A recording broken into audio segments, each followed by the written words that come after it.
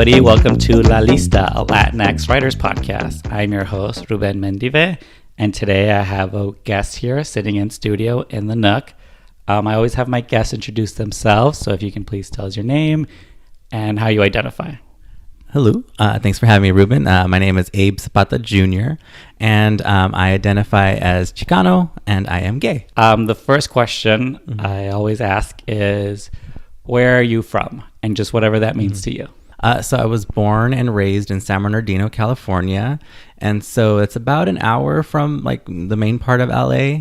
And so I grew up on 13th and Mount Vernon. Those are the streets that I grew up on. That is home to me. My parents still live there. They've lived there. Their house has been there for now. They've lived in the house now for 40 years, and this house is going to be 100 years old, like in 5 years or something like that. Okay. So yeah. Got it. And I'm a little familiar with San Bernardino. How would you describe it to somebody that's never been there? Okay, San Bernardino. How would I describe that to somebody that's never been there? And so it was original, Breaking Bad. Yeah. It was the original location of the show. So you could take that for whatever you might want to take that with as you like. There's a lot of like first generation, second generation Latinos that live there. There's a big Black community. So I kind of grew up amongst that. It is very much like a desert town. In the movie Cars, where there was a Route 66 and then like everybody left. It was one of the sites for Route 66. So there was like a movie theater that's shut down. There's a bunch of bars that were shut down like before I was ever born. So it's a very like in between city that people pass by when they go to Las Vegas, and now they hold a bunch of raves in the Orange Show. Got it. And so, you said your parents still live there. I always like to get a background on like who your parents are, what's their story? So my mom was actually born and raised in San Bernardino as well as my grandma on my mom's side. And so my grandmother's parents, so my great-grandparents came from Michoacan during the revolution. And I believe I think the story is like they spent like a quarter on the train to get over here and get their papers. And then they opened like a store and they ended up settling in San Bernardino. Got it. So on my mom's side, my family's been from San Bernardino for these last 100 years. Got it. And then on my dad's side, he crossed over when he was about 16, I believe, from Mexicali. And he was in Reno, Nevada for a little while. And then as the story goes with him, he had this construction job that he was working at. And it was either to go to Hawaii or to go to San Bernardino. Got it. And the reason he didn't go to Hawaii was because his boss had wanted him to get with his daughter, and so my dad was like, "Oh, I'm not going to go then," and so he ended up in San Bernardino. Got it. Yeah. Interesting. Yeah, very interesting. And so, what did they do for a living when you were growing up? So my dad is a construction worker. He's a framer, and then my mom was like a secretary at different schools. And did you guys ever go back to Mexico, visit family there? Do you have family here? So like on my mom's side, most of my family is out here at this point. It's just been too many generations, and I wouldn't even know where my family lineage from my mom's side, where to be from. And then my dad's side, funny enough, we actually hadn't been to Mexico since I was like a teenager, and we would go every so often. And then as we got older, it just kind of stopped happening. And so Mexicali is like a border town. And so it's very hot, and so we didn't go that often, to be honest. So I have 3 older sisters. They went a lot more than as opposed to me and my little brother. Yeah. So let's talk about you growing up in San Bernardino. So like, how would you describe your childhood? Yeah, I was actually very sheltered growing up. So my mom didn't really let me play like beyond my yard. And so I did have my neighbors. My neighbors would come over. My cousins would come over, but I wasn't really allowed to like go out into the streets or anything like that. I have 3 older sisters.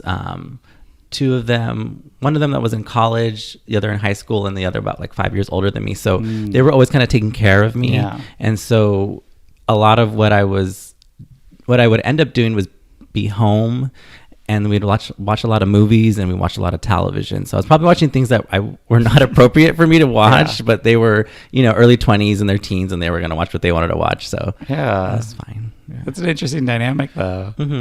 So were you like the baby for a while? For a while, yeah. And then my brother came into the picture.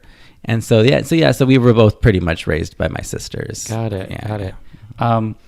And, you know, I always like to ask about like high school, just to like get a sense of who you were at that time. I always like to ask people, who were you? Who were you pretending to be? And how did people see you? So high school was interesting because I actually went to Catholic school from K through 8th. It was St. Anthony's, and it was a very small school. So it was about 200 students. We were mostly Latinx.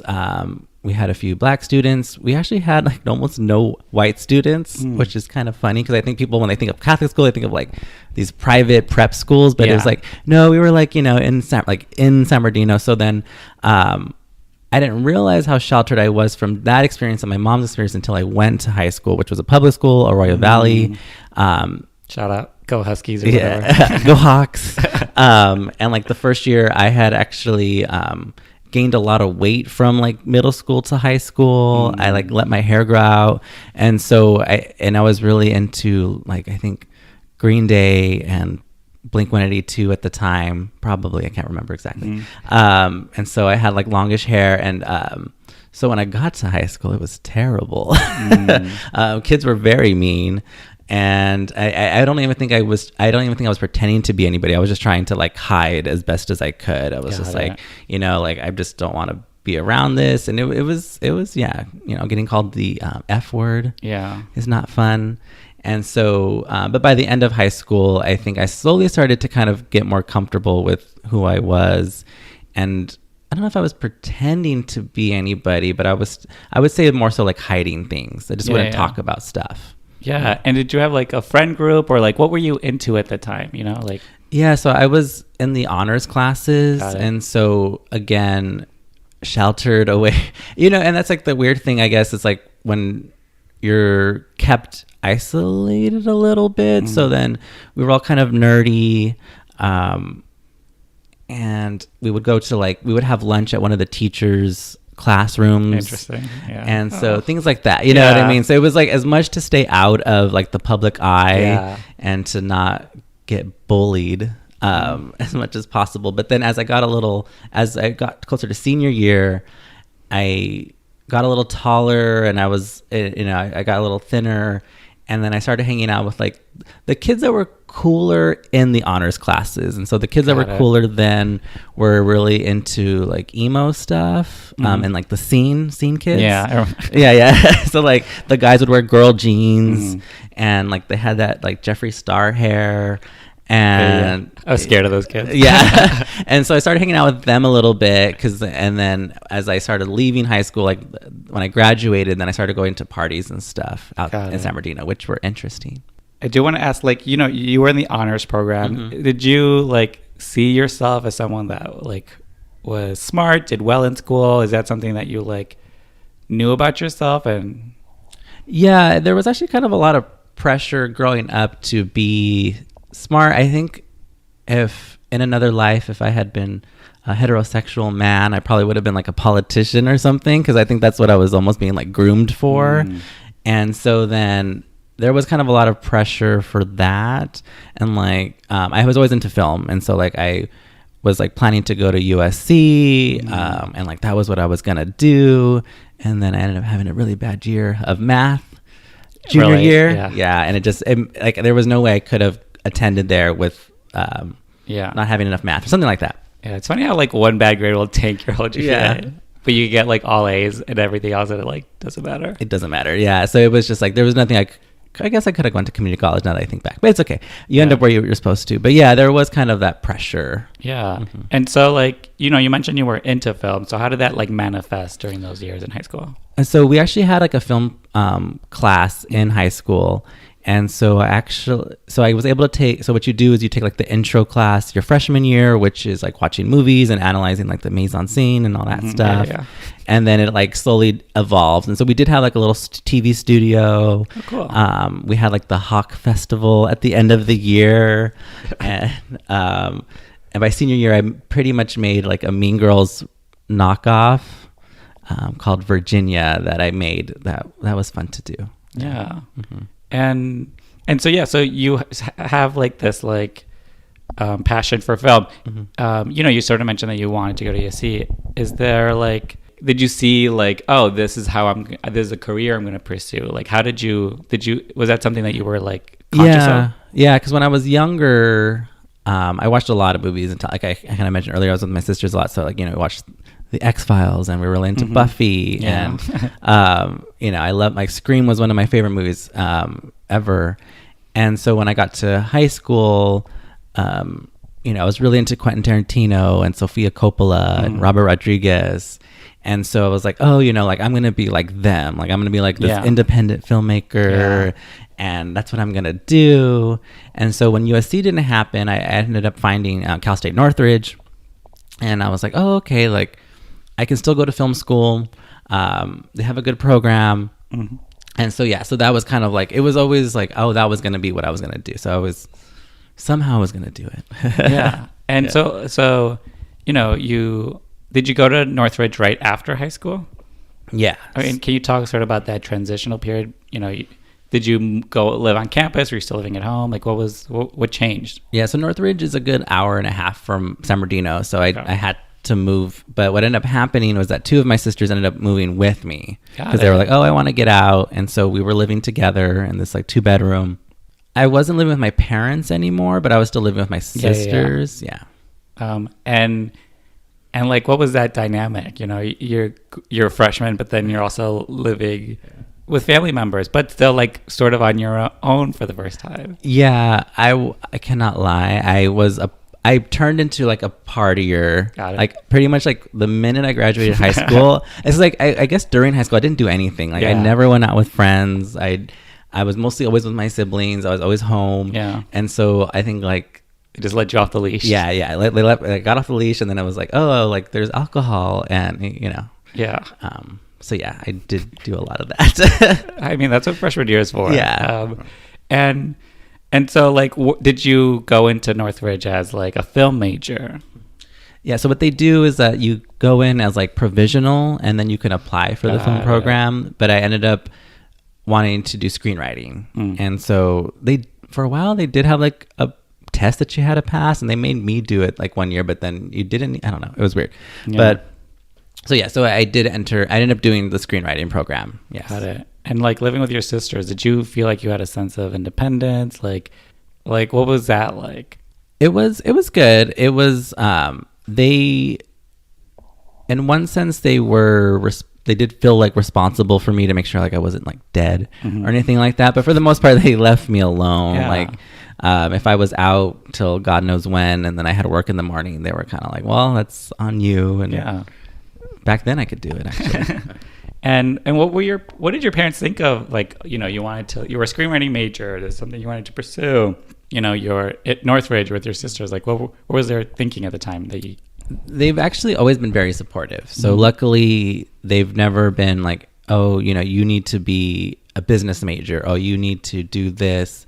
They've always been very supportive. Out of their 5 children, 4 of us have up to our masters, and my oldest sister has her PhD.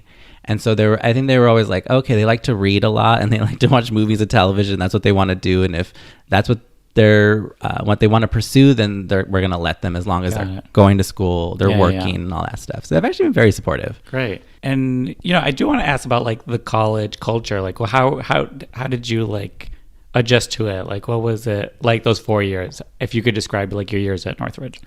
So it is a big commuter school. But what ended up happening is I ended up working at one of the, shout out Student Resource Center. So I became like a peer advisor.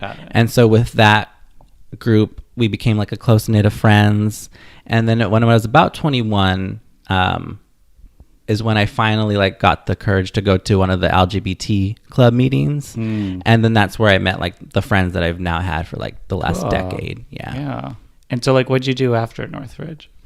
So I ended up staying at Northridge, or actually after I graduated, I didn't know what I was going to do. I think there was a moment where I was planning to move to New York, because I ended up really enjoying doing improv. And I had found that in college. The screenwriting wasn't exactly what I thought it was going to be. And so I think I got a little discouraged regarding that aspect of the industry, and, you know, not feeling like I fit into the classes there. And so I kind of let that fall to the wayside a little bit. And so I didn't really know what I was going to do. And so there was like a period where I was like working at, after, you know, my bachelor's, I was working at Six Flags, which was terrible. I worked at Public Storage for a little bit, and then I ended up going back to CSUN as an advisor full time. Yeah. You were like a screenwriting major, so, you know, it's like, to a lot of people that are doing that in other places that's not like LA, like the big move is always like, oh, when are they gonna move to LA? But, you know, you were sort of in LA. Did you feel like you were sort of, there was opportunities, you were connected to somehow to the industry, and it would be like... I was and I wasn't. I felt that I had friends that were doing like the PA stuff, you know, power to them. I had friends that were trying to be actors, which is very difficult. And so in some ways I do regret not doing like any internships or anything like that. I think what ended up happening was that I was like finally kind of figuring out, you know, I was living my life and kind of having maybe too much fun in college. But it was like everything that I hadn't done as like a teenager almost. Yeah. And so when it came to that aspect, I started getting really lost in it. And so even though I was close to LA and I was able to do things, I felt really disconnected from the industry, because I was like, oh, this is... And I would hear things, you know, and hear horrible stories and like people getting screwed over. And it was just more and more like, oh God, I don't know if this is what I want to do. Yeah. Yeah. And so you mentioned that, you know, you started working. How did you like find your way back to like the writing, you know, because you said you sort of fell off of it. Yeah. So what ended up happening was that I was starting to feel very like, I don't say redundant. I don't think is the proper word. Like repetitive. I don't know. My life was just kind of like had kind of hit autopilot, and so I was like, okay, I got to do something. So I was like, I'll just take a creative writing class in the English department at the school, because as an advisor, I actually have a fee waiver. So I was like, oh, okay, I'll take advantage. I'll take this credit, no credit class, and I actually had a lot of fun. And so I was like, oh, okay, I'm gonna keep taking writing classes in the English department. So what happened the next semester is I took like a narrative writing course, and my writing, so the notes that I kept getting back was like, oh, your stuff sounds like a play. Oh, your stuff sounds like a script. Like, we like the content, but you know, this doesn't, I wasn't really meshing with the fiction writing. And so I was like, okay, so I'll just like randomly take a playwriting class. And so from then I met Professor Rick Mitchell, and so he liked what I was doing, and then from that point forward is like where I found playwriting, and then I ended up going back to school to get my master's in that. And where'd you go to school for that? At CSUN. Got it. And it was fee waiver. Gotta love that.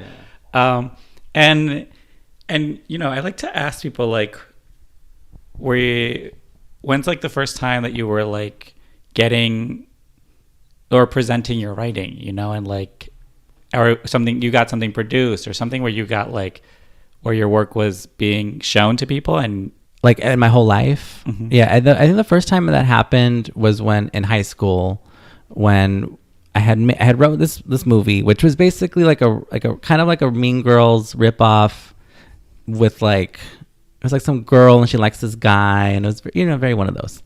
And I wrote this thing, and I was very determined to make it, and so we did it, and we presented it at like the Hawk Festival, and like people like seemed to really like it, and they really enjoyed it, and they had like, they were laughing when they were supposed to, and it was just like this really, you know, like, I think it's on YouTube somewhere. I'm gonna search for it. It's the quality is terrible because it's like before HD and all that, before YouTube was HD. And then there's a bunch of copyrighted music on it because I didn't have, you know, I didn't understand copyright laws at that time. But anyways, and so that was like the first time that I felt like, I was like, and I think that's why I was so excited to go to college, because I had like such a good reaction to that. And then when I got there, and then it was like, oh, it's really difficult to make anything. And so, you know, you are getting your master's. Are you writing in that time? Are you producing? Are you? Yeah. So I guess like fast forward, I had done. Now I'm giving away all my secrets. So I had done like a YouTube. I had in another life, like not that long ago, I had a YouTube channel. Got it. Where we were like following like drag queens around. Cool. And so we did like this little web series, and we were like, worked really hard on that, and then that didn't really go anywhere. When I was taking classes at Cal State Northridge, I had a class with Professor Rick Mitchell. And so there was this 4x4 queer LatinX event that they needed writers for. And so he had given my information to Highways and to see if, I had something. Yeah. And so I did a piece called Rich White Woman. And so what they kind of wanted me to do was to actually kind of find the other storytellers for that evening. And so my brother is a drag queen named Jean Decay. Jean also does a lot of writing and things. So I was like, okay, well, there's one person. And so we needed somebody else. And so then Jean was like, oh, I do the Speak Out at Redline. Yes. Yeah, with Cinnamon. Yeah. Yes. And so that's where they had met Ana Bernal. And so then they're like, oh, we'll ask Ana to do something. Yeah. And so then I was like, okay, cool. And so that night I met Ana. So we did the pieces. It was another piece by Juan Martin Matamoros. And so it was really fun. It was like the first time that I got paid to do like a gig like that. It was called Rich White Woman. It was dealing with like, my relationship to white female figures in pop culture. And so from there, Ana then invited me to come to the Eastside Queer Stories Festival 2017 as a director for 2 of the 10-minute pieces. And so really, I think from that moment is when I started getting more involved with like the theater scene in Los Angeles. Yeah. And, I talk to a lot of writers. I talk to on the podcast, off the podcast. And, a lot of the newbie to the community, I still feel like a newbie. I feel like I'm still meeting people that I don't know. Before you sort of met like Ana and like got into that space, did you have like a sense of like community with writers, with queer people? Like, was it something that you were even aware of that you needed or even existed out there? I would say I had a really great queer family, but they weren't writers. And so that was definitely missing. And I think that's what I really struggled with when I was doing screenwriting in college. With that was like, I'd be like the lone gay Chicano in class. Sometimes there would be like maybe 2 or 3 Chicano straight guys. Maybe there would be like 2 or 3 women. And all the rest of the guys were straight and wanted to be Quentin Tarantino. Yeah. And would write the N-word so much in their scripts. It was really weird. I wish I had called out people more back then, but anyways. And so I think I just felt really out of place. Yeah. And then when I found, like you're kind of saying like, I still feel like a newbie, like, and then people like assume that I like know people, and I'm like, no, I don't know who that is. I've never met them. And, I feel like I'm like a newbie to Eastside Queer Stories. Like I try to catch everything that you'll put out because it's always incredible. I always find new writers I've never seen before, so it's like great visibility for like these up and coming voices. So sort of, can you talk about what Eastside Queer Stories is and sort of like your involvement with them? Yeah, so Eastside Queer Stories was started with Ana Bernal, kind of moving. So Q Youth Foundation was originally like about storytelling. So it was like, we're going to make a place on the East Side so people can come, talk, be queer, yada, yada, yada. And that evolved into playwriting. So Ana and Henry Alexander Cali did a Eastside Queer Stories like writing workshop. And so then they created plays, and then they put up the festival. And so they did 2 years of that. I came in as the director during the second year. And then Henry, if you don't know Henry, he's a great actor, writer. He's a very, very busy individual. And so I think he was just getting too busy. And so then I kind of so then Ana asked me, because I was just finishing my master's. I was doing workshops all the time. And so I was like, okay, yeah, I'll come in. And so the first time that I did the workshop, so it's 8 weeks, 3 hours, and basically you write a 10-minute play. And so we take queer writers, hopefully mostly from the east side, but we, anybody that applies that's gonna like drive and make the way out to the east side, we will gladly accept. And people really do make that drive from like Long Beach and all these places just to have like a safe, queer space. So when I came in the first time, there was only 6 writers. And so we were actually able to really kind of delve into that. Somebody that's become a close friend of mine, Edwin Alexis Gomez, he had only written poetry beforehand and like one short film. And then he wrote this wonderful 10-minute play called Flower of Anger that every time people see it, they're like, they always have such visceral reactions to it. And then they're always like, oh, what else has Edwin written like play-wise? And I was like, well, that's actually like his first play, and he's working on making it longer and developing further, but he does wonderful short films and things. But it was interesting because it's just because people lack space. And it's like, oh yeah, all these people here, Stephanie Galindo, whose drag king name is Charles Gallin. I'm saying that wrong. Like they wrote a play called Bleed, and you know what I mean? Like, and so people see Charles as like this drag king, kind of like a clown, very funny, hilarious. You go look them up.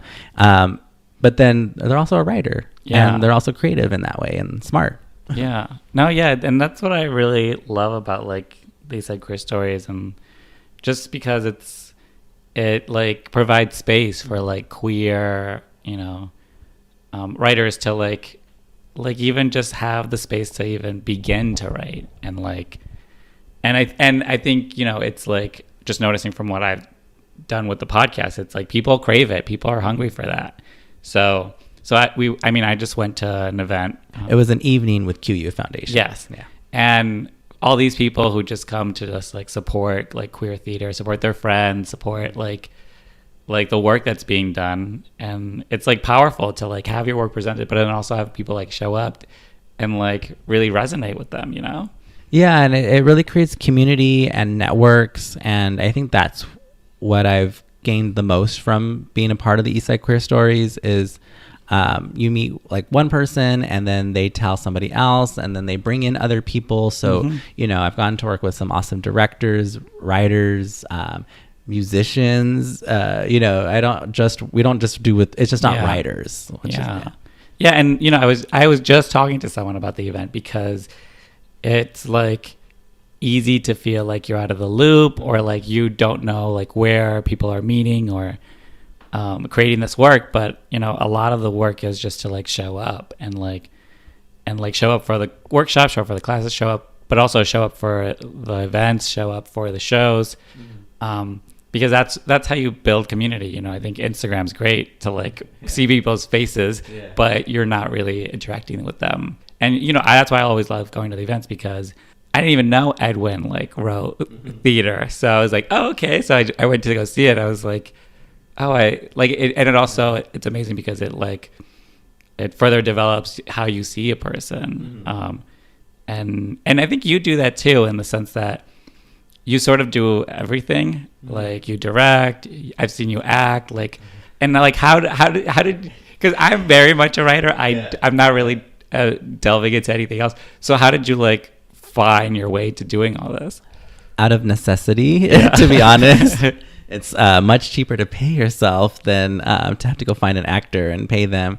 And so, it's almost purely out of necessity. But I do have, it is fun to me as well. I actually much prefer to do improv. I hate memorizing lines. I write things and I cannot memorize my own lines. It's embarrassing. That's funny. And I always hate it, but it's okay. I do it when I have to. But and I think that's what I've discovered as well, is that you get to meet all these other very self-sufficient units of people that are like, multi-hyphenated. And then when you come together, then it makes things a little bit easier. Yeah. And, I've also been to one of your Bocha events. So how did that come about? So my brother is a drag queen, Jean Decay, and so my sister is also like a visual artist. So she does like documentaries and she takes a lot of photographs. And so we were like, we need to have like a night where we just do something of just our stuff. And so for people that don't know, like pocho is kind of like a derogatory term used for people that are like whitewashed, I would say, like a coconut. And it's also like because also I didn't even hear about that word till I moved to LA. I don't know if we have that in Chicago, like a word for interesting. it. But to me, it also is a sense of like second, third, fourth generation, like doesn't speak Spanish or it speaks like Spanglish, but broken. Yeah. And so so we were like, well, let's just kind of like in our way, like kind of reclaim the word and have fun with it.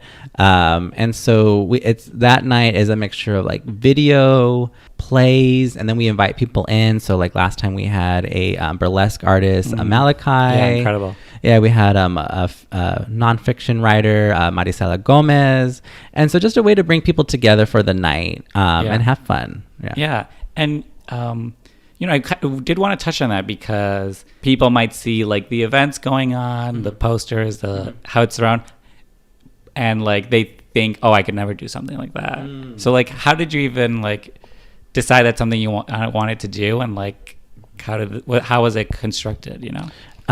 You research, finding out what kind of budget we would need to have. The good thing about doing that YouTube channel when we were doing it is that it taught us a lot about the money that you need to put into projects and being smart about that money. And so what we found was that doing like live events actually tend to be a little bit more profitable, especially when you can find like a good space that's really inviting. ArtShare was super cool. They were very nice to us. So, shout out to ArtShare. It's just literally doing some research, having a budget, and not being afraid to reach out to people and like invite people and ask and invite artists. And it's kind of interesting because people just want to show their stuff. So I think for Pocha, it's cool that we, like me, my brother, and my sister, get to do our stuff, but we want to make sure that we're including other people. Yeah, and it also like serves to like the sense of community, because you invite someone new, they invite their friends, and then it just like all starts weaving together. And it's fun to like after the shows like see people meet each other and talk and then have discussions, and then they're like, oh, I do this, I do that. And so it does seem daunting to run an event like that. It can be stressful, I'm not gonna lie. But if you just do some research, if you find a space, if you have a space, somebody that's organized helps. Like, I don't think I'm the most organized person in the world, but I also like party planning. And so I just took my love of party planning and made it bigger. I mean, that's how I feel with my events. I'm just a party planner. Is that like a title now that I have? So, I always like to ask writers about like, what are themes, or, because sometimes as writers, we're just telling the same story over and over again, just in different ways. So I just want to know, is there like a through line to everything you write, themes that you see like repeating, or something that you're like passionate about that you always see popping up? Yeah, I think a big part of my writing obviously is talking about being like a gay man and talking about body issues in some way. I think that's kind of a big thing. Relationships and identity. Yes. And what was like the first time that like you saw you had something that you wrote that you were like maybe nervous to present, maybe like was really like telling a lot about like the truth of who you are and what you were thinking? So the current play that I'm working on, that it's been in development for almost a year, Borracho, Spanish for Drunken Bum, that was the first time where it was where I was nervous for people to kind of hear and to see that story, just because it's not so much super personal in the sense that like I don't think I wrote myself into that particular story, but I am dealing with things that have occurred with friendships, things like, and then it's very like, I don't say matter of fact, but when it comes to race, it's very kind of blunt, the play. There's a lot of like colorism issues that we have in like Latinx culture that we don't really talk about. Dynamics between brown and black folks that we don't talk about, and then our relationship to white people that we don't talk about. And so I think that was what I was really nervous about. It's so funny still, because it is something that I've noticed.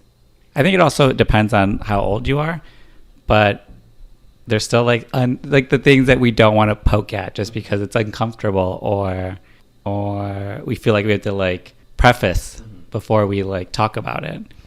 Yeah, because I did this storytelling event last year at the Davidson Valentini Theater through this group called Houses on the Moon, and so it was like a cross-cultural thing where we had queer writers in Los Angeles and then queer writers in India. And so they were talking about their identity, we were talking about ours, and so we had to share stories, and then these stories had to be nonfiction, which means they're real, right? Yeah, that's what nonfiction is. And so like they had to be real, and so usually I kind of write like a character that's kind of like a symbol for me or for somebody I know, and then like through them I can talk. But I had to actually talk about myself, and so that was super nerve-wracking because I had never been that personal before. Talking about like relationships and stuff.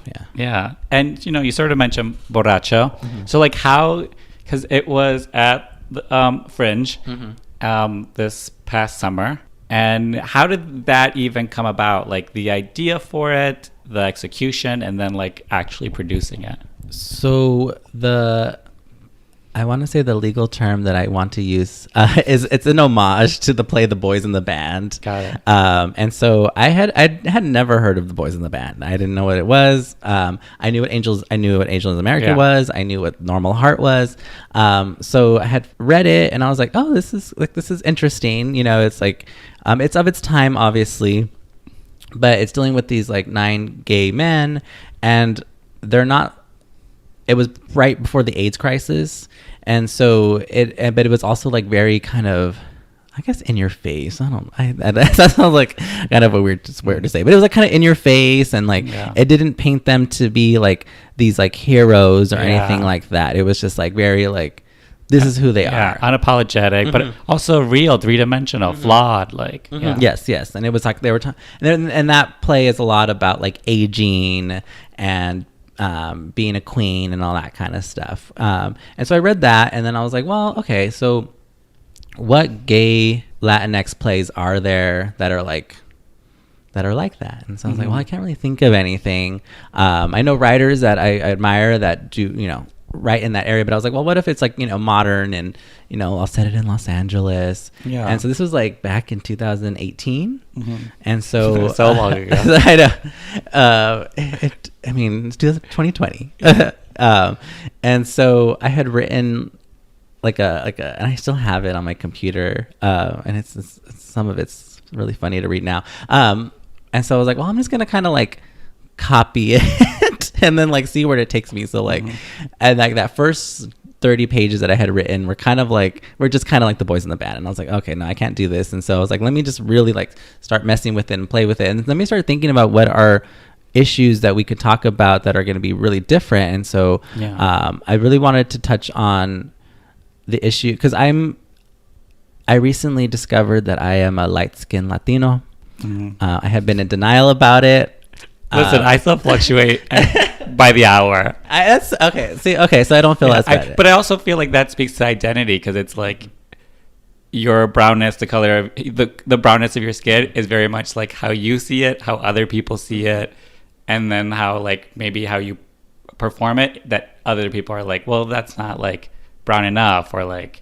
So I think it is complicated. Yeah, it is complicated. Also, so I have a complicated. The summer, I'm a whole different person. So like, so like like my relationship to my brownness is I've always been like comfortable with being like brown. Yeah. I was like because that's my mom has actually raised us very Chicana. Like she was like she marched with Cesar Chavez and like the National Farm Workers, and she raised us to be proud of being like Chicano. Like that was her thing.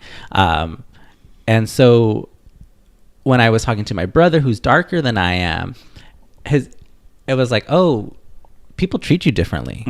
We go into stores when I'm with him, they'll follow us. You know what I mean? The way people talk to him is different. Yeah. And so I was like, okay, I want to talk about that. How we, and it's taught as we grow up. We don't realize we're doing it. People don't realize what they're doing. So that was one aspect that I really wanted to cover. The other was I had been in this relationship with this white guy for a little while, and I wanted to talk about why I was dating him and the things that were kind of perceived about dating somebody that had a little bit of money. I thought I was middle class growing up. I was not. But that truly is the American lie. I think everyone grows up thinking they're middle class. Yes. Even like rich people think they're middle class, poor people think they're middle class.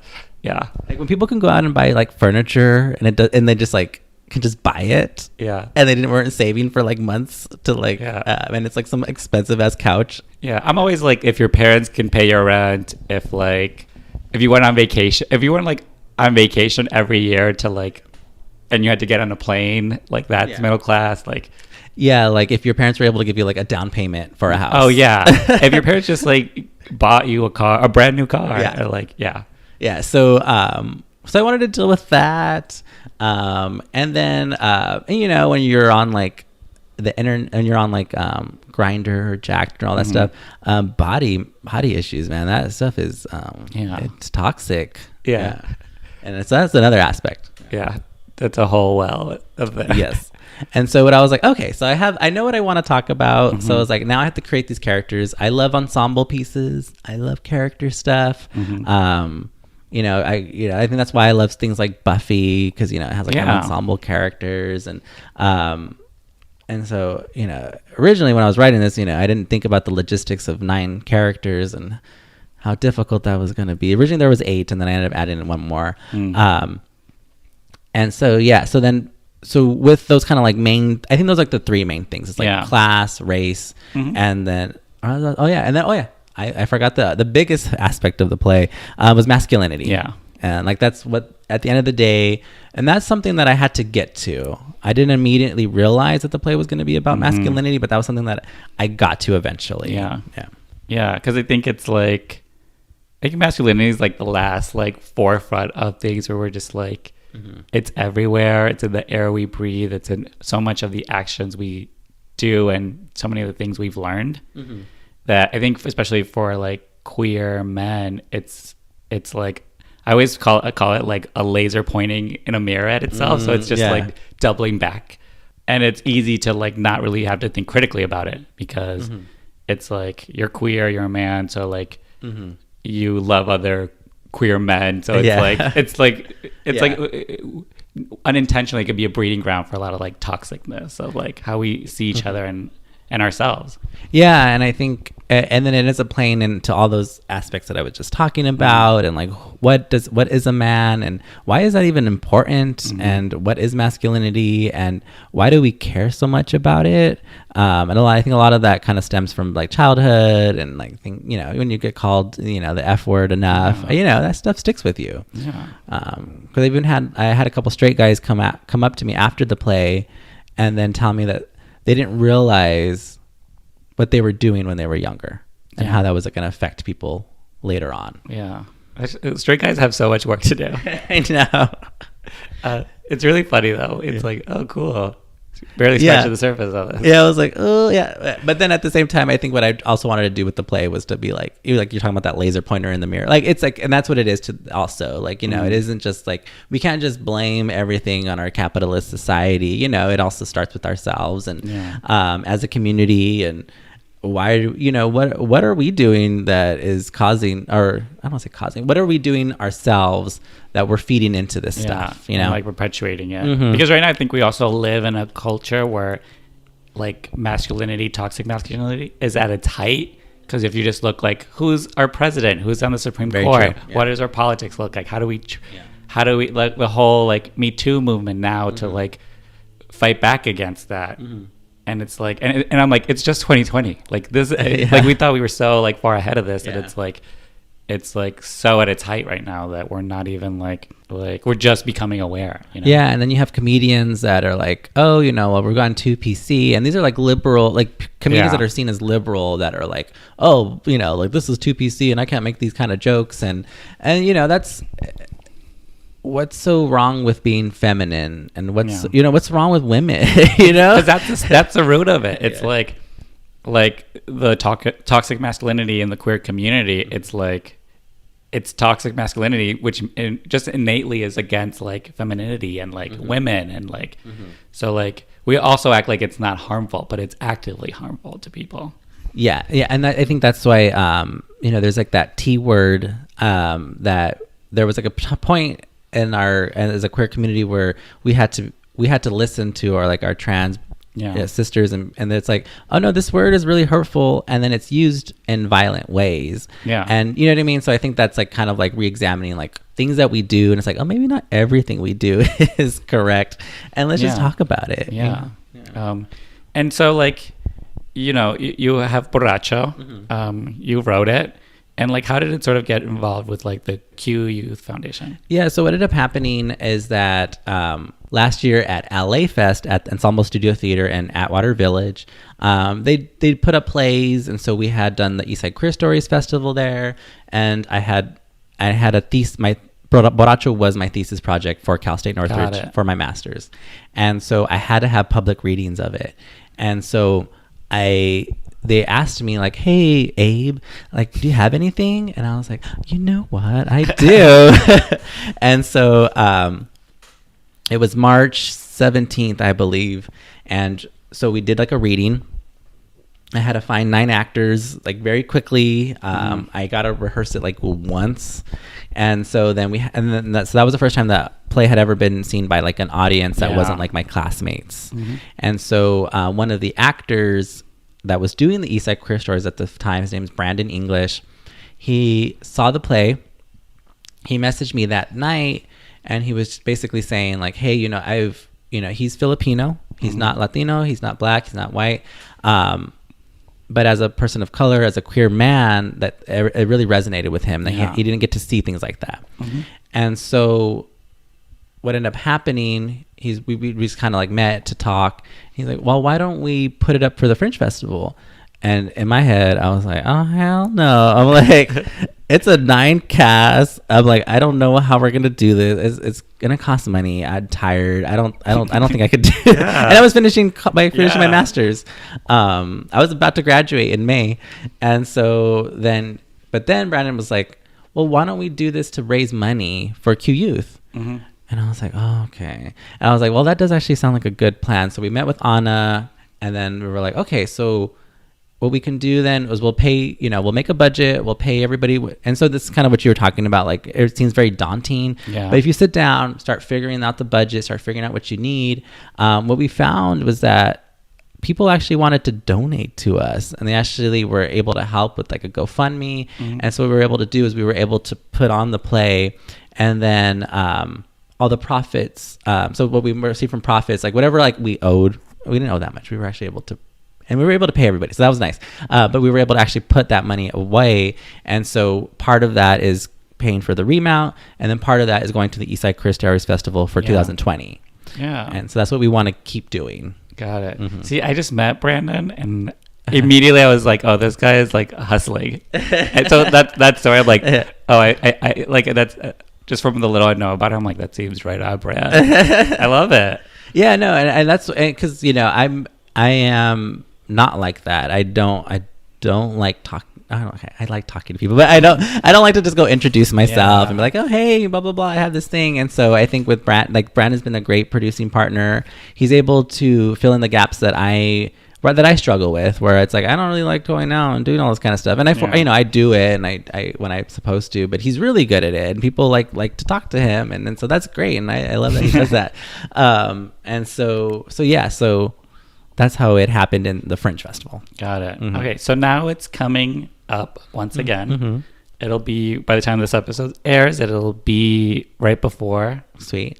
So it's opening January 31st? Yes, January 31st at 8 p.m. That night is actually already sold out. Got it. So there are no tickets for that night. And then Saturday, February 1st, and then a matinee February 2nd at 2. Got it. I missed it when it was at Fringe. I was out of town. Yeah.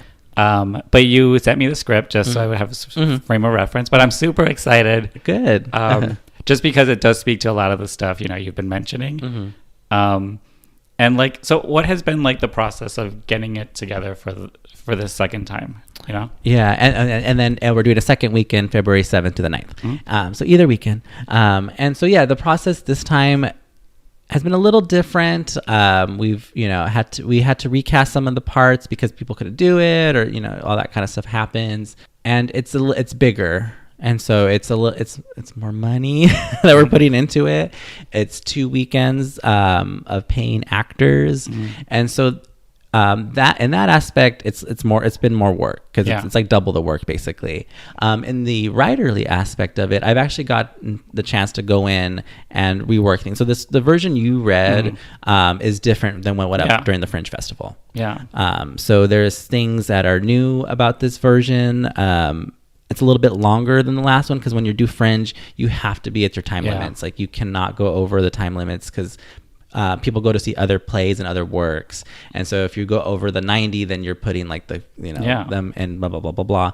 And so this one gets to be a little bit longer. It gets to breathe a little bit, and so in that aspect, it's been fun. And there's like a love triangle that develops in the play. Well, I guess it's actually like a square, huh? There was a lot of crossing lines. I was like, and like I do want to talk about that. What was the motivation behind like. Because just from reading it, it's like there's a lot of like exes, there's a lot of like relationships. Yeah. If some of them, I feel like that's too strong a word for some of them. Yeah. But there is a lot of like intermingling within the group. And like, why did you want to like have that? Why did you like put that in there? For drama. Well, yes. And I think it's, I can't speak to every group of queer people, but I know that when I was a part of like the LGBT club back in college, it was like that, like where you could draw lines of like who was dating who and whose ex was who, and then who hooked up at this party.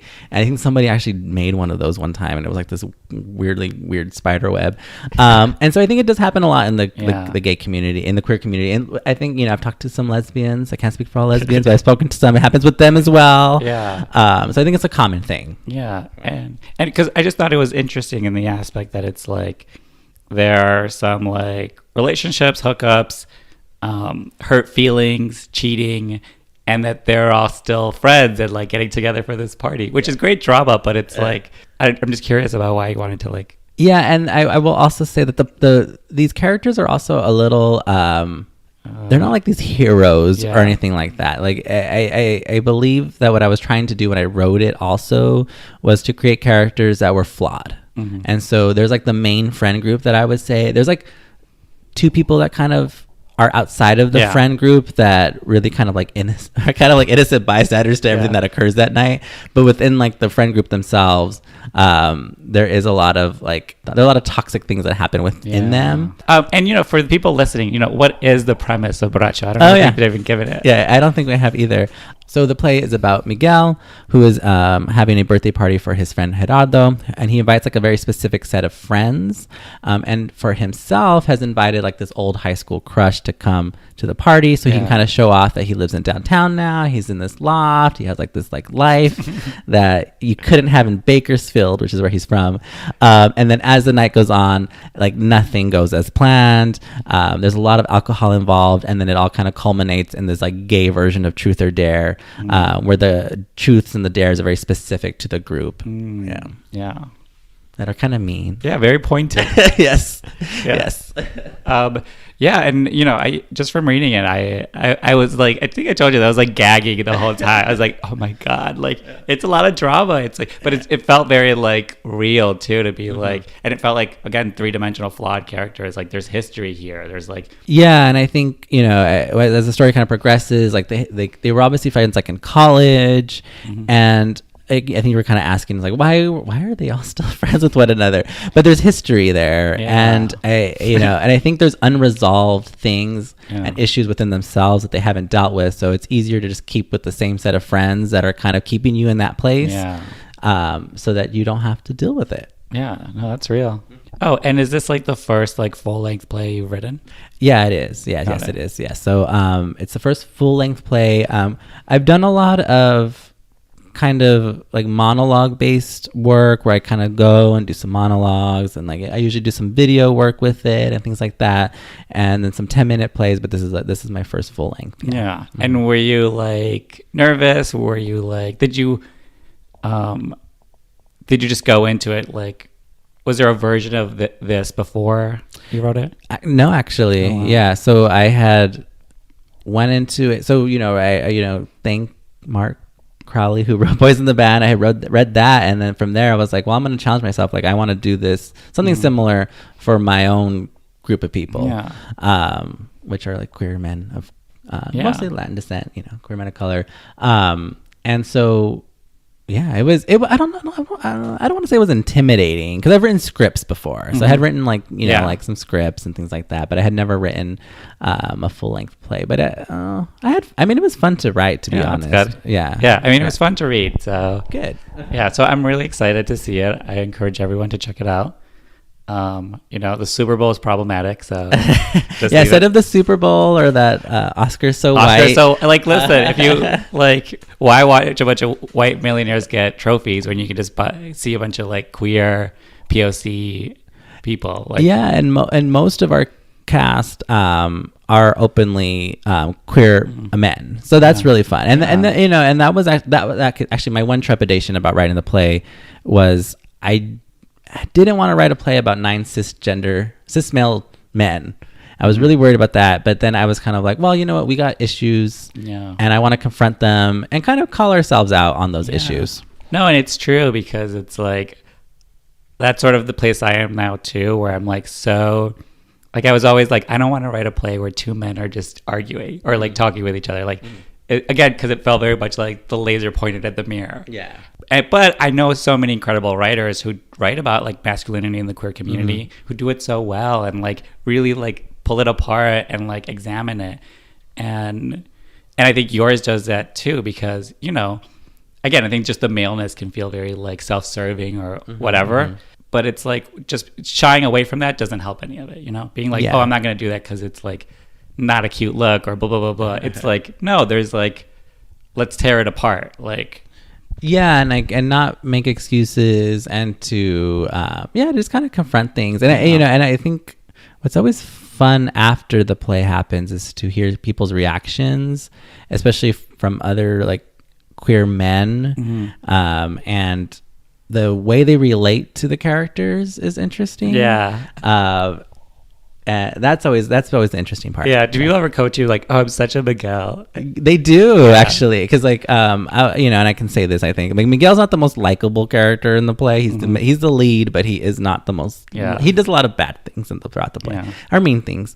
He's a mean girl. But multiple people from like all different types of like ethnicities have been like, oh, like I've been Miguel, or like, you know, I've been like that, and so that's interesting. That was always interesting. Yeah, because it's like you expect the lead to be the hero, you know, like, but it's like he's not the hero. He's just like he's just as fucked up as the rest of them. And like, he's like a hot mess, and then people relate to that, which is good because it's like you see yourself, but it's also I also think it gives people sympathy for the character. Yeah, and I hope, and that was one thing that I really, there was like a monologue that's in the beginning that Miguel has about this NSYNC poster, and that was added like way after I had kind of written like the first draft and everything, first and second draft actually, and so I'm glad I included that. So when you see the play, I think it really grounds his character, and the monologues were actually really fun to write. Yeah. Some of them are like bold. They're like, oh, we're going there. Like, oh yeah. There's this one monologue where there's one white friend. Yeah. So like, and he kind of gets the brunt of things. He's kind of like a very sarcastic. He has a very, very dry sense of humor. And he gives this monologue that I won't give too much away, but it's basically about white privilege and that kind of thing. And it's very much based on a actual event that happened. At a Norm's, or was it a Denny's? It was at a Denny's, where a certain individual spewed a bunch of this stuff about feeling like they were being singled out because they were white. Yeah, and it's like you know, just from like how the group reacted in that in your play, it was very much like, okay, I see your like there's points, it's valid, like there's like, but it's also like. Or my reaction was like, okay, well, what do you want? Like, do you want me to feel bad for you for that? You know, like, so but again, it's complicated. Yeah. And it's like, it's not that the character was a bad person, but you know what I mean? When you're feeling attacked, you feel attacked. And when your whiteness is attacked or your masculinity is attacked, you say things. Yeah. Cause because then it like points out how core it is to your identity. And that's why it's like, when you're tearing it apart, poking at stuff you're not supposed to, you elicit a strong reaction. and it's so easy to not want to write about that, to not want to address it. But I think that's what your play does so well. It's like truly just ripping it open and like and like I said, like that was always what I was so nervous about. Was and it was fun. It was interesting because when we did it at the Fringe, the opening night, it was mostly like an audience of white gay men. And I was so nervous. Yeah, I'd be too. I'd be like, ooh. Because I was like, oh my god, like because there's a monologue coming and he says stuff, and there's a lot of white people that are said in the play, and most of it's it's there's jokes with like truths in them, but they actually responded really well to the play, and I think that made me kind of like I took a breath, because then I was like, oh, okay, like if these guys who I was kind of writing about can take it and be like, oh, okay, like I've been that person, then I felt less nervous about it. And of course, and it's always like if you're not making your audience uncomfortable, then they're not growing. You're not growing. Like, and that's what theater does. They're supposed to like leave being like thinking about it, being like, okay, like. For a couple of days, it's still examining within themselves what it means, and that's my favorite kind of theater. And it's a good time, and I do write, and I would get in trouble for saying this when I was in grad school. Like, I do like to entertain people. Like, I do want people to have a good time, and there's a lot of jokes, and I think the first 10 pages there's a whole scene back and forth about semen. You know what I mean? And to me it was fun. It's funny, and then it gets into like the deep stuff.